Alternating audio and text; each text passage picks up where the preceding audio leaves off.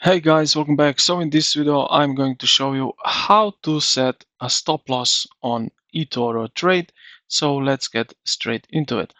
Now, first thing we can add stop loss when we basically creating a new trade, or we can also edit it after we already placed a trade. So let's go. The first one when we create new trade. So I will go to the crypto here, crypto section on eToro and select, for example, let's say USDC.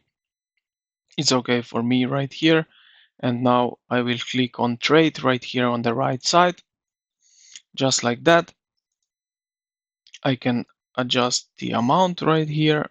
So let's say 1000. Then what we can do, oh, sorry, I will go another one. It will be much better. So let's say this one, trade. So if you click on trade, you will see here some amount. So you can adjust the amount, and then here you can adjust the stop loss. So automatically choose this position if its value drops to your chosen limit. The actual closing price is not guaranteed and depends on the best available price at the time. Like that, and let's say we will do 500 like that, and set. Now we have set the stop loss and we can now buy the asset. Okay, and this is pretty much how you can set your stop loss. Now if you go to the portfolio and you have already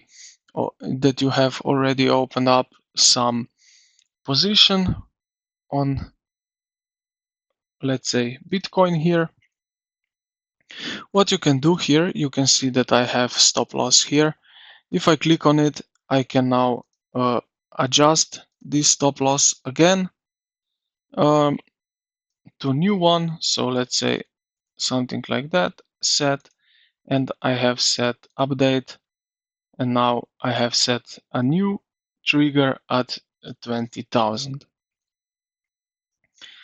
And yeah, this is pretty much how you can set a stop loss on eToro. So I hope this video helped you out.